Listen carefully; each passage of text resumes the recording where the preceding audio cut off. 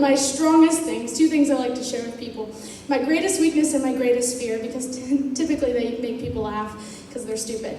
Greatest weakness is, have you guys ever heard of the game, What Would You Do for a Klondike Bar? Raise your hand if you have. What? Only a couple? I'm surprised. Jackson told me today that he had never heard of it. But essentially is, you know what a Klondike bar is? Yeah, okay, everyone knows what that is. So essentially the game is, we played this in my old youth group, where what would you do for a Klondike bar? So what would you do? You would do anything for a Klondike bar, right? Wrong, they're really nasty. But my greatest weakness is that I can't say no to a dare. And so when someone dares me to do something, I will do it. And as a result, I've eaten 10 bugs in my entire life.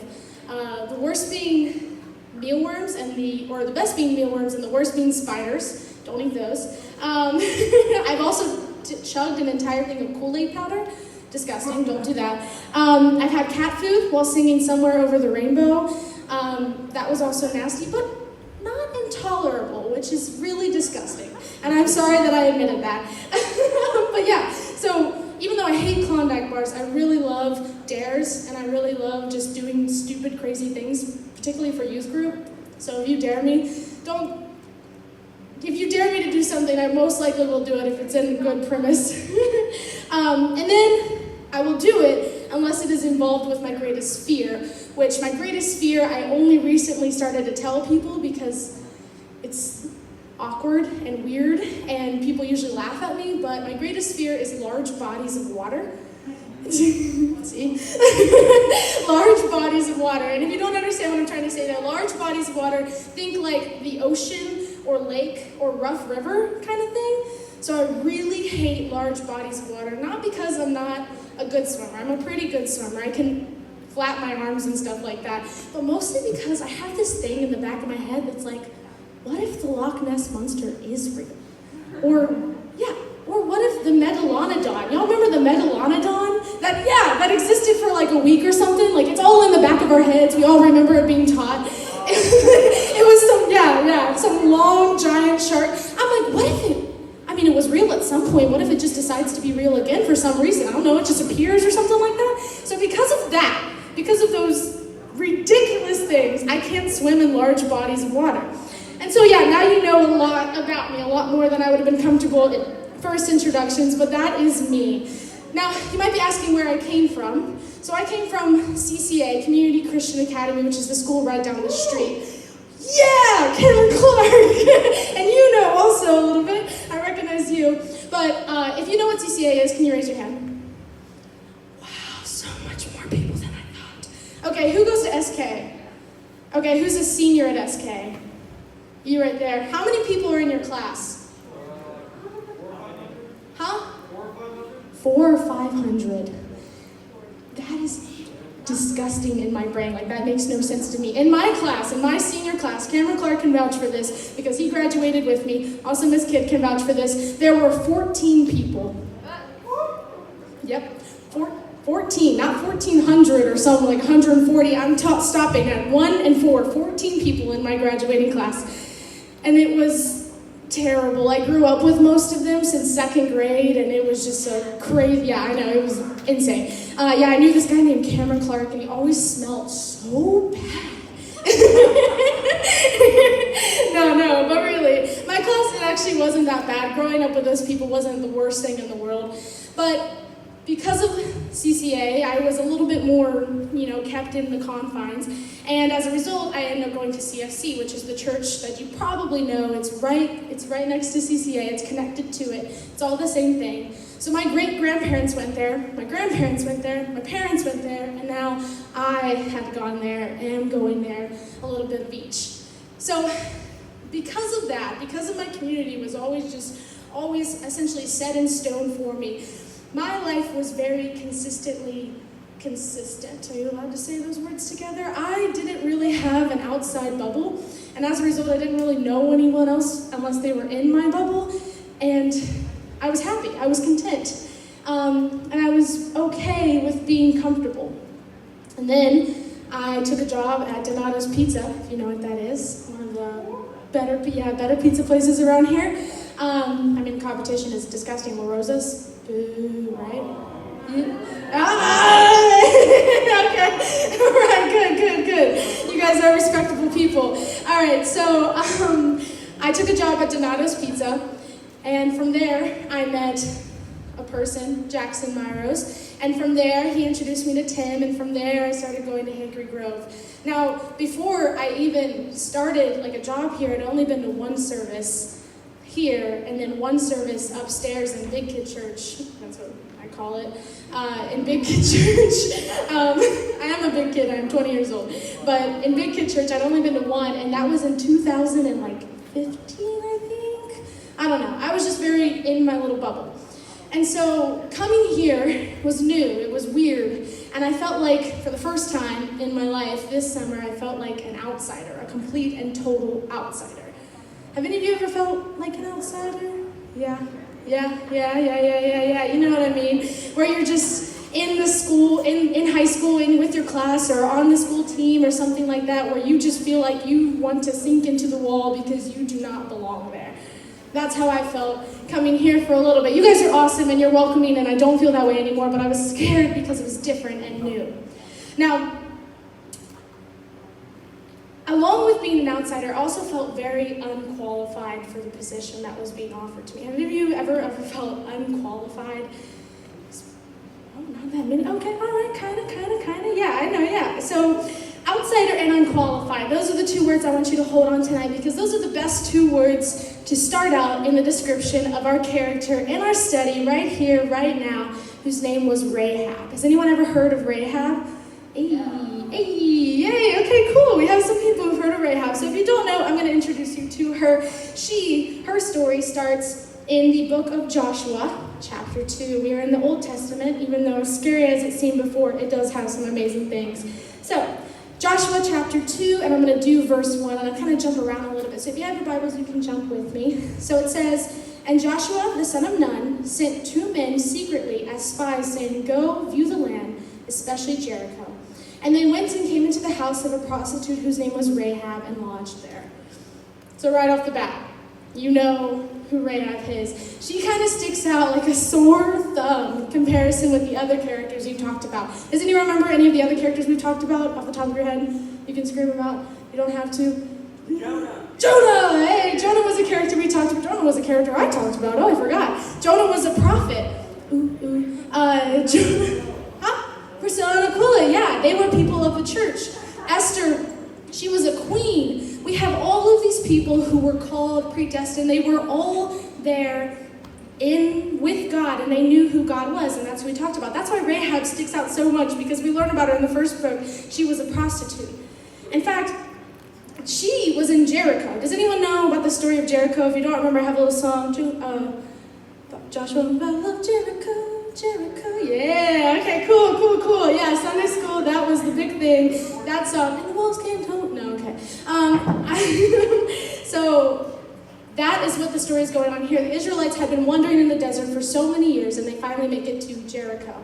And so Joshua, the guy in charge, sends 2 spies into Jericho and says, "Go check it out, see what's happening," and everything like that.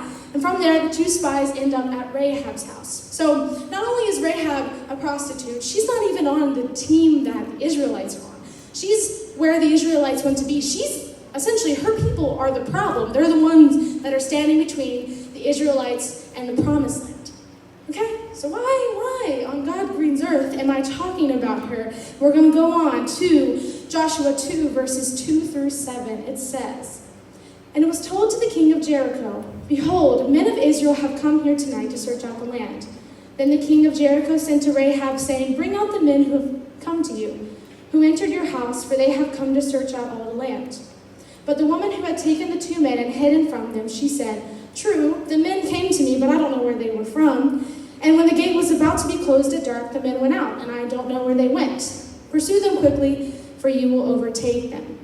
But secretly she had brought them up on the roof and hid them from the stalks of flax that were laid on her order the roof. So then the men pursued them after on the way to Jordan, as far as the fords, and the gate was shut as soon as the pursuers had gone out." So, instantly what we learn about Rahab is she's bold. She lied to her king. She lied to the guy in charge for two guys who she had no clue who they were. Absolutely no clue whatsoever.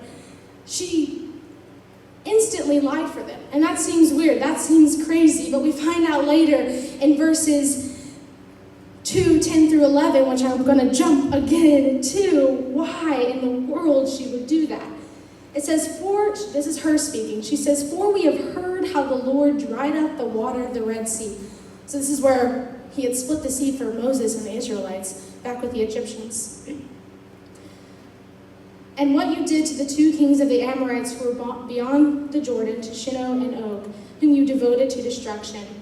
And as soon as we heard it, our hearts melted, and there was no spirit left in any man because of you. For the Lord your God," speaking to the Israelites, "He is the God of the heavens above and the earth beneath." And that statement, when we first read it, it doesn't seem too crazy. But you have to understand where Rahab is coming from. She has no clue who God really is. She wasn't there when the seas were split. She wasn't there when they took over the Amorites. She was not there at all. She didn't see any of this. And yet she could say, "Your God, he's insane. He's the one that we should be worshiping. He's the one that we should be following because he's the God of the heavens and earth." And that's faith. To be able to say that about something that she hadn't even seen or something that she hadn't even experienced, that her faith surpassed even the Israelites, really. Because the Israelites had seen those things. They had come from those things, and even sometimes they would still question God. They had been wondering for as many years as they had because they were questioning. And yet here they come to a foreign land, the promised land. The lady that they meet is a woman that hasn't seen any of it and still says, "I need to get in on that," because that is powerful. That God is amazing. So now I'm going to jump again to chapter 2, verses 15 through 19. It says, "Then she let them down by a rope through the window, for her house was built into the city wall, so that she lived in the wall. And she said to them, 'Go into the hills where the pursuers will encounter you and hide there for 3 days.' The men said to her, 'We will be guiltless with respect to your oath of yours that you have made us swear. Behold, when we come into the land, you shall tie this scarlet cord in the window through which you let us down, and everyone in your house will be saved.'" So a cool fact that Tim actually taught me today, and I didn't know, but I pretended to be like, "Oh yeah, that's cool, I knew that," was that the walls of Jericho were so thick that people were living in them. So it kind of makes the story of the taking down the walls of Jericho so much crazier, because they were literally so thick that Rahab, we see, was living in them and had a window on the outside and had let the spies down. But that's a different story. We're not going to focus on that. She let them down on the scarlet robe and says, "Okay, listen, I lied for y'all. Y'all about to help me, right?" And so the spies say, "Yes, of course, we're going to help you. If you tie this rope to your house, when we come to invade the land, when the Lord delivers this land to us and the walls come down, you and your people, anyone who is inside this house will not be harmed. We swear it." And so that's what happened. The walls come down, Rahab is saved, her family is saved, and the Israelites take over the promised land, and it's an amazing thing. But less about that miracle and more, I want to focus, of course, on Rahab's part of the story. She was one chapter in this entire big thing. So much seemingly insignificant that I haven't really heard anything about her. I knew her from seeing her in a Creation Museum exhibit, but that was really all I knew. I knew about the scarlet rope and everything like that, and that's where you might have heard of her, but her story is so significant, even though it's only one chapter. Rahab, the outsider, the totally unqualified, inexperienced person, someone who knew nothing about God, ended up being instrumental in the taking over of the promised land, the big thing that the Israelites had been striving for. She had no ties to the kingdom, but her faith made her instrumental, like I said, and so notable that she is referenced 3 more times in the Bible. So again, she's mentioned 1 time in this book, but then mentioned 3 more times in the New Testament, which is crazy to think, absolutely insane. So I want to jump to those spots and kind of see what they say.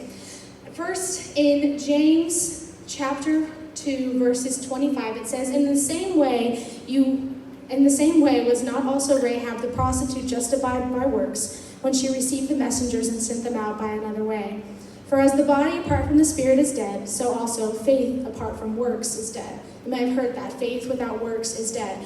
Little did Rahab know that so many years later that Paul, the guy that is like the big guy when it comes to the books of the Bible, actually would reference her. That's insane. That's crazy. She had no clue that this was going to happen just from her simple act of faith. Then, again, someone in Hebrews, maybe Paul, we don't really know, references her in one of the best parts of Hebrews, the faith chapter, Hebrews 11. This is the big chapter. This is where anyone who was ever anyone is mentioned in the Bible. And that's where she is. That's where we find her. In Hebrews 11, verse 31, it says, "By faith Rahab the prostitute did not perish with those who were disobedient, because she had given a friendly welcome to the spies." Rahab, the prostitute, again, the outsider, again, the inexperienced, the underqualified, everything and anything, she was mentioned in the biggest faith chapter in the Bible. Faith. She had faith in something that she hadn't seen yet. She hadn't even known about. She just knew that this was the God that she wanted to be a part of. And then again, we see her in probably her most notable feature in the entire book of the Bible, besides her original story. We see her in Matthew. Matthew chapter 1. Does anyone know Matthew chapter 1? Like, familiar? It's kind of the one, yeah. Do you know what it's about? Isn't it the genealogy of Christ? The genealogy of Jesus Christ. If you don't know, that's like the big guy. Jesus Christ. You know?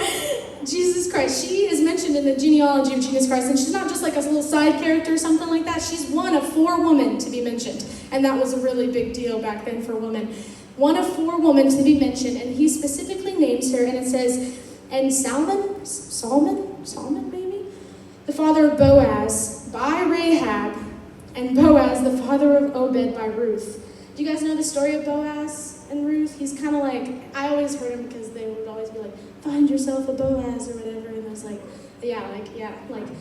Proverbs 31 woman, Boaz man or whatever. So yeah, he's a big deal too, but he's not who we're focusing on. Rahab was his mom. That was crazy to me. I had no clue, and that might be shocking to you too. But she was Boaz's mom, and then ended up being like the great something rather, keep going, great grandmother of Jesus Christ. Rahab, the prostitute, the inexperienced, the underqualified, the outsider.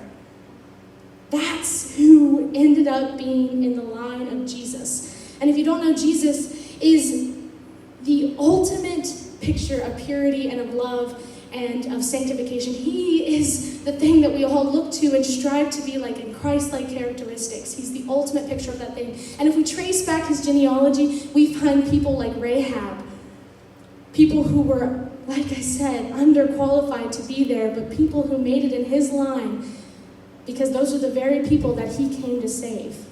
He wasn't made up of royalty. He wasn't made up of a line of kings and queens or of churchgoers or of amazing people. Sure, those people did amazing things, but specifically he was made up of people whose lives were full of sin.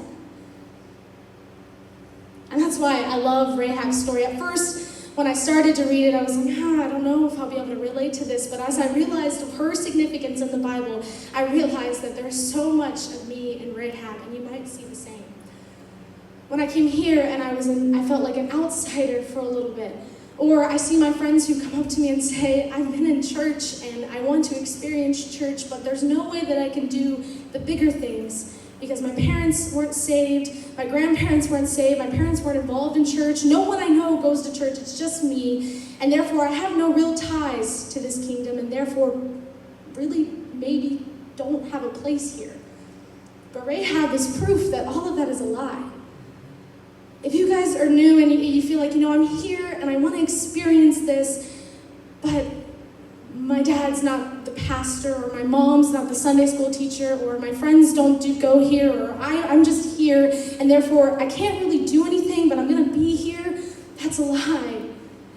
Because God's still seeking after your heart, and he still wants to use you for his kingdom to do great and mighty things. So right here, right now, will you guys stop believing the lie that who you are or where you've come from determines what you are going to do for his kingdom? If the musicians want to go ahead and come up. I want to say that again. Right here, right now, will you stop believing the lie that who you are, where you've come from, who your parents were, what they did, what your friends did, or even what you did or where you've come from is going to determine where you end up in the kingdom? And finally take hold of the truth that God can use you despite any of those things. He can use you for amazing things that you couldn't even begin to ask or think. That's his plan for you guys.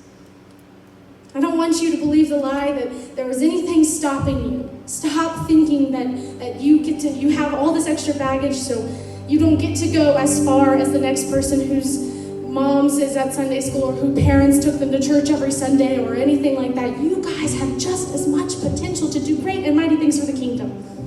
And I want you to take hold of that tonight.